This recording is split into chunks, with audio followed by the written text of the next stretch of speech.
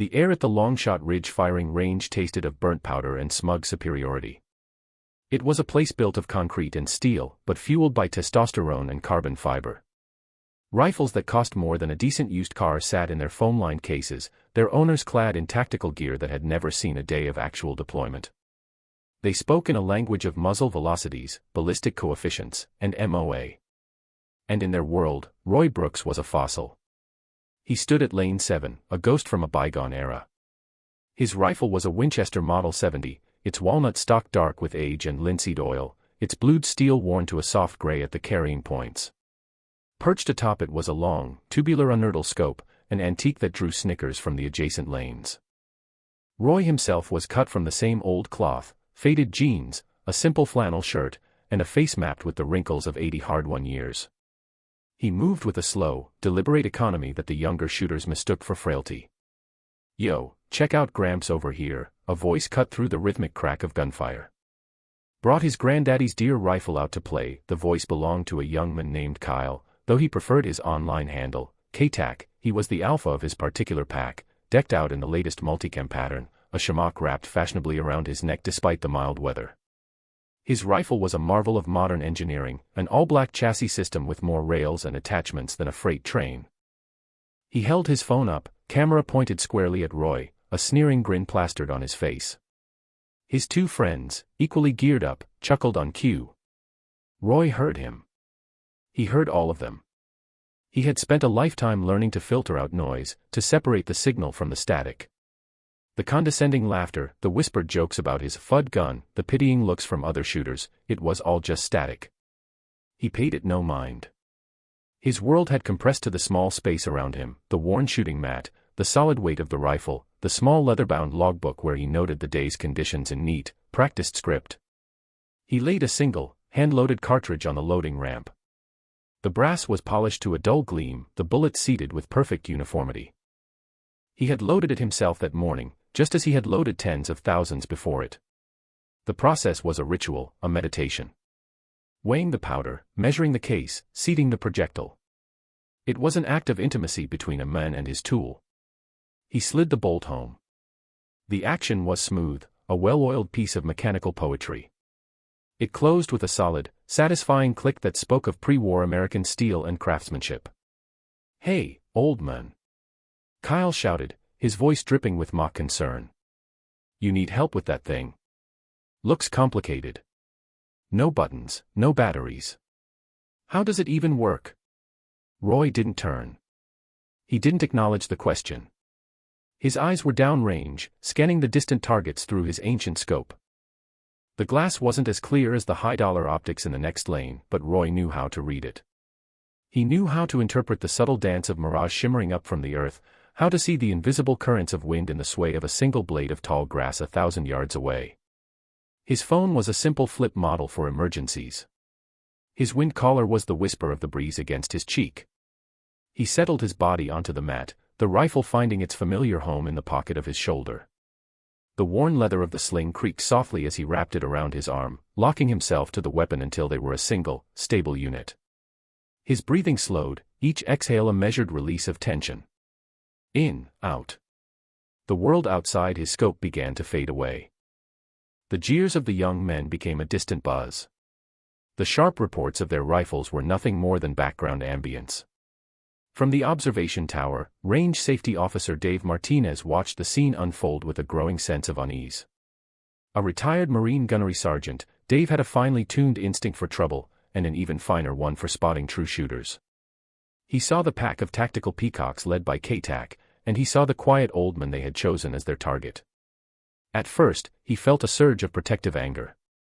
He was about to stomp down there and lay down the law about range etiquette and basic human decency. But then he watched Roy. He saw the way the old man handled his rifle, not like a possession, but like an extension of his own body. He saw the practiced, fluid economy of motion. No wasted energy, no hesitation. He saw the way Roy settled into his shooting position, a posture so solid and rooted he seemed to become part of the very ground he was lying on. Dave had seen that posture before, in the best instructors at Paris Island and in the grizzled operators he had served with overseas. It was the posture of a man who had spent a lifetime behind a rifle, and not just at a comfortable, manicured range.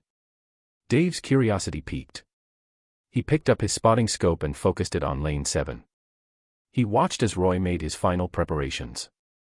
The old man wasn't looking at the 100-yard paper target everyone else started with. His scope was pointed much, much further downrange, towards the series of steel plates set at intimidating distances, 600, 800, 1,000 yards.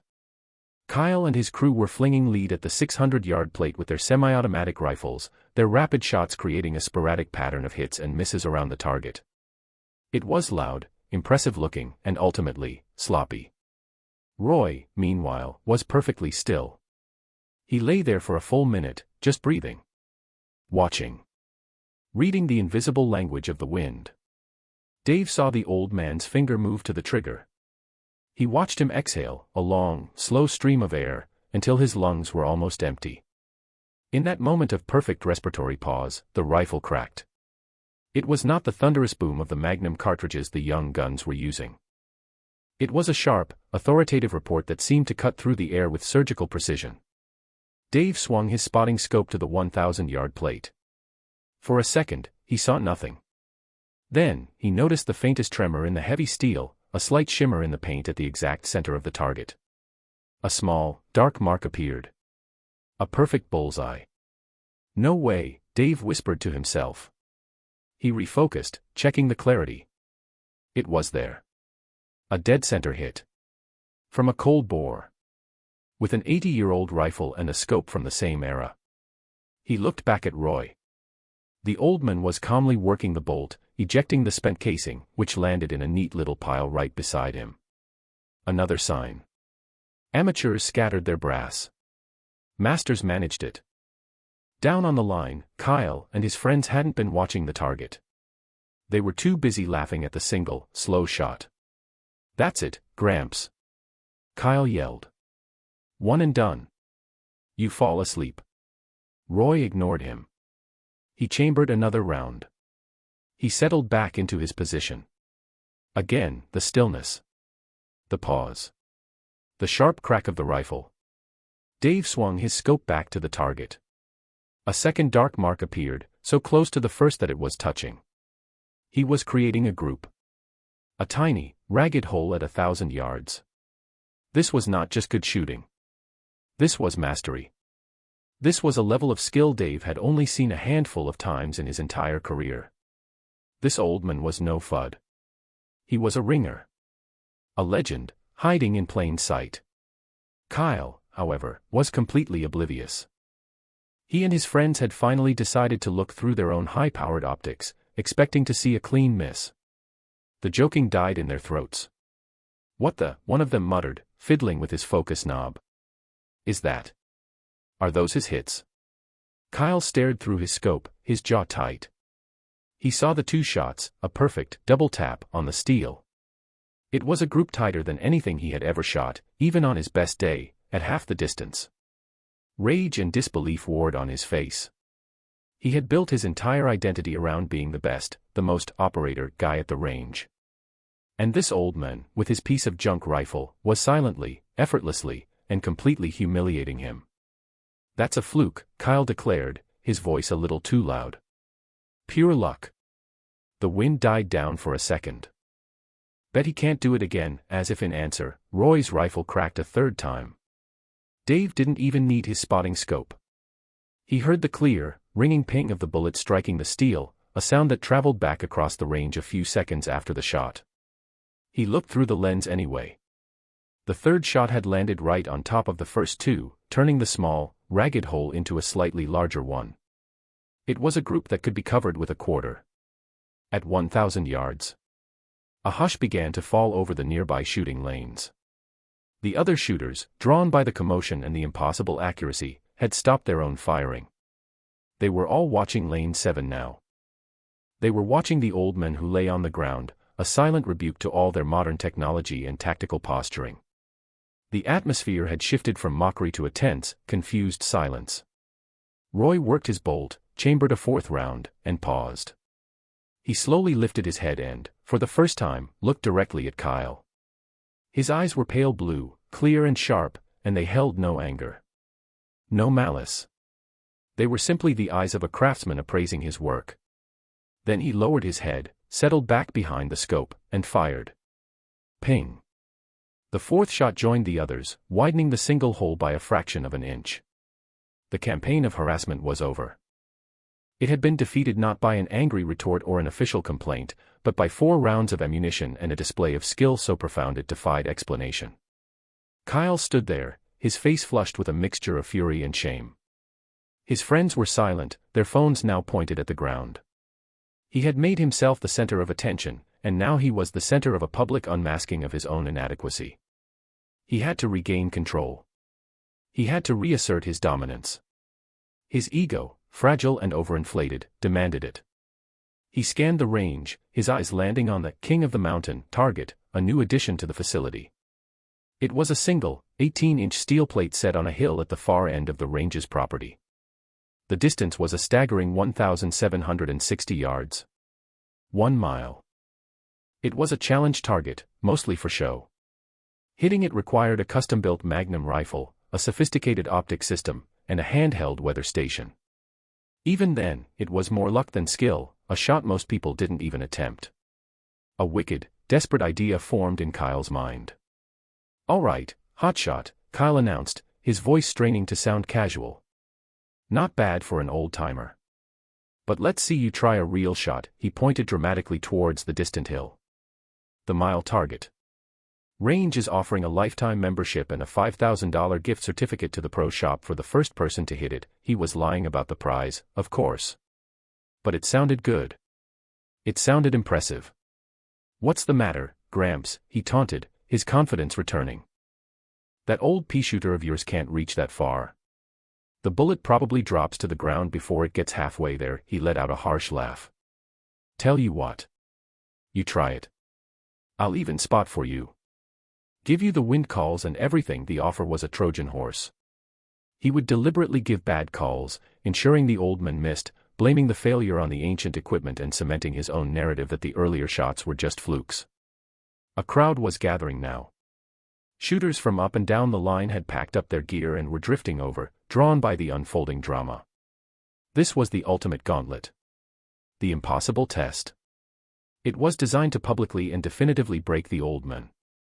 Dave Martinez, watching from the tower, felt a knot of dread in his stomach. A mile shot was a different beast entirely. It was a feat of physics and art. The bullet would be in the air for over 3 seconds, climbing to the height of a multi-story building before dropping back to Earth. The slightest miscalculation in wind, spin drift, or the Coriolis effect would result in a miss of not inches, but dozens of feet. He knew Roy's rifle, chambered in .30-06 Springfield, was at the absolute ragged edge of its capability for a shot like that. It was asking too much. Roy remained on his mat, silent. He looked downrange towards the tiny speck of steel on the distant hill. It was barely visible to the naked eye. He looked at Kyle, whose face was a mask of arrogant certainty. He looked at the crowd of onlookers, their phones all raised, ready to capture either a miracle or a spectacular failure. For a long moment, the only sound was the wind whistling past the baffles of the firing line. Then, Roy reached into his worn leather ammunition box. He bypassed the rounds he had been using and pulled out 5 special cartridges. The bullets were longer, heavier, with a more streamlined profile. He had loaded them for a day just like this, for a problem that required a special solution. He turned his head slightly towards the RSO tower and gave a small, almost imperceptible nod to Dave. It was a gesture of acknowledgement, of mutual respect between professionals. Then he turned back to Kyle. "All right," Roy said. His voice was quiet, but it carried across the silent range with absolute authority. "I'll take the shot." The quiet acceptance was more stunning than any boast. A wave of anticipation swept through the crowd. Kyle's smug grin faltered for a second, replaced by a flicker of uncertainty. He hadn't expected the old man to actually agree. Roy didn't wait for his spotter. He pulled out his old logbook again. He wet his finger and held it up to the wind, then made a few notes. He looked at the angle of the sun, the density of the air. He was doing complex ballistic calculations in his head, using a mental computer built from a lifetime of experience. He reached for the elevation turret on his unertl scope. It didn't have the crisp, tactical clicks of modern scopes. It was a friction-based adjustment, infinitely precise in the right hands. He gave it a long, slow turn, adding an incredible amount of elevation to compensate for the massive bullet drop. He settled back into position, chambering one of the heavy bullets. The world narrowed once more. There was only the rifle, the crosshairs, and the impossibly distant target. He ignored the dozens of phone cameras trained on him. He ignored Kyle, who was now standing beside him, ready to feed him bad information. "You've got a 10-mile-per-hour wind from the left," Kyle announced loudly, inventing a number. "Hold 2 mils right." Roy didn't react. His own senses told him the wind was closer to 5 miles per hour, and it was shifting, coming more from his 6 o'clock. He made a minute adjustment to his hold, ignoring the shouted advice. He began his breathing cycle. In, out. The crosshairs settled on the target. He held them slightly high and to the left, a complex hold-off that seemed to defy logic but was based on decades of accumulated knowledge. He let his breath out. The world went still. He pressed the trigger. The rifle bucked against his shoulder, a familiar and comforting push. The report echoed across the valley. Everyone held their breath. The 3.5-second flight time felt like an eternity. They watched the distant hillside, waiting for the puff of dust that would signal a miss. 1 second. 2 seconds. 3 seconds. Then came the sound. It wasn't the sharp ping of the closer targets. It was a deep, resonant clang, a sound of authority, a sound that rolled back across the range like a thunderclap of judgment. Hit. A direct hit on the mile target. The crowd erupted. A collective gasp was followed by shouts of disbelief and applause. People lowered their phones, their faces etched with pure, unadulterated awe. They had just witnessed the impossible. Kyle stood frozen, his mouth hanging open. His brain couldn't process what had just happened. It was a statistical impossibility. A fluke of cosmic proportions. He stared at the old man, who was already calmly working his bolt, preparing for a follow-up shot. Again, Roy murmured to himself. He settled, breathed, and fired. The process was identical. The weight was just as tense. And the result was the same. Clang. A second hit on the mile target. Now the silence was different. It was no longer tense. It was reverent. The onlookers were no longer just a crowd, they were witnesses. They were in the presence of something far beyond their understanding. Roy fired a third time. Clang. A fourth. Clang. A fifth. Clang.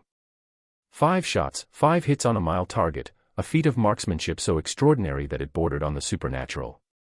He had put every single one of his special rounds on steel. He opened the bolt on an empty chamber, his work finished. He slowly pushed himself up from the mat, his joints creaking a little.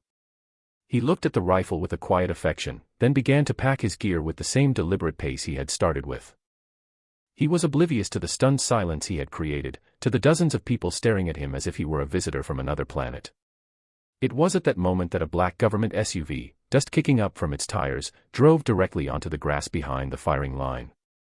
The vehicle came to a stop and the doors opened. A man in the immaculate uniform of a United States Marine Corps colonel emerged, flanked by 2 young officers.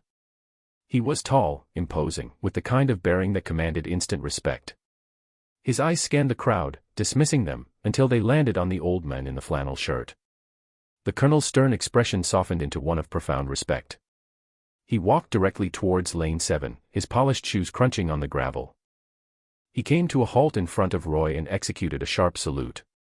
"Master Gunnery Sergeant Brooks," the colonel said, his voice booming across the now silent range. "It is an honor, sir," Roy returned a slow, tired, but perfectly correct salute. "Colonel Jensen. Didn't expect to see you out this way. Everything all right back at Quantico?" The exchange sent a fresh shockwave through the onlookers. "Master Gunnery Sergeant." "Sir." The titles hung in the air, completely recalibrating their understanding of the men they had been watching. Colonel Jensen's eyes fell upon Kyle, who was still standing there, paralyzed by a combination of shock and dread. The colonel noticed the phone still clutched in his hand, and his gaze hardened into chips of ice. "What, exactly, has been going on here?" he demanded, his voice dropping to a dangerous growl. No one spoke. The silence was thick with Kyle's guilt. Finally, Dave Martinez walked down from the tower. He strode up to the colonel, saluted crisply, and gave a concise, professional report of the events of the last hour, detailing the mockery, the harassment, and the impossible challenge. As Dave spoke, the colonel's face became a thundercloud. He turned his full attention to Kyle, who seemed to shrink under the weight of his gaze. "Let me get this straight," the colonel began, his voice dangerously low. "You, a civilian with a fancy rifle and a social media account, were publicly mocking this man." He took a step closer to Kyle, who flinched. "You were filming him for your own amusement. You thought you were better than him." The colonel let out a short, sharp laugh devoid of any humor. "Son, you have no idea how out of your league you are. You aren't worthy to clean this man's rifle." The colonel turned to one of his aides. "Captain, bring me the tablet." The young officer handed him a ruggedized military tablet. The colonel tapped the screen a few times and then held it up for Kyle to see. On the screen was a grainy, black and white satellite photograph. "This," the colonel said, "is the A Shau Valley, Republic of Vietnam. The date is May 14, 1969. It was one of the most hostile places on Earth." He pointed to a small, barely perceptible smudge on the photo. "This is an enemy command bunker, dug into a mountainside.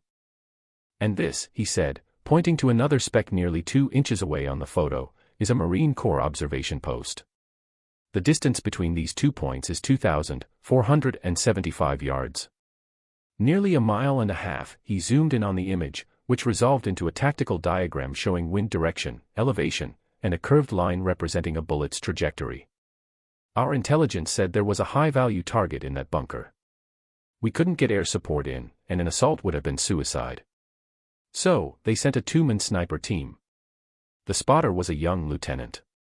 The shooter was a gunnery sergeant named Roy Brooks." The colonel looked from the tablet to Roy, and then back to Kyle, whose face had gone pale. For 2 days, Gunny Brooks lay in the mud, motionless, waiting for his shot. On the 3rd day, he got it. A target of opportunity, visible for less than 10 seconds. The atmospheric conditions were a nightmare. The distance was, by every textbook we had, impossible for the weapon he was carrying, a rifle, I might add, that looked exactly like that 1-inch. He gestured to Roy's Winchester. He took the shot. A single shot. It was in the air for almost 5 seconds. It struck and eliminated the target.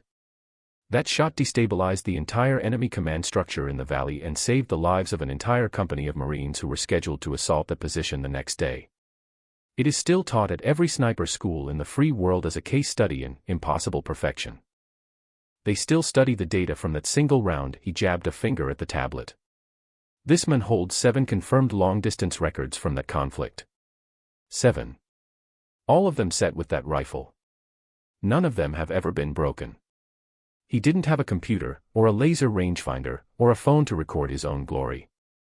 He had that scope, his logbook, and a level of skill that you cannot buy. You earn it, through blood, and mud, and a kind of discipline you can't even comprehend." The colonel turned off the tablet and looked Kyle dead in the eye. "The man you called Gramps is a living legend. He is a national asset.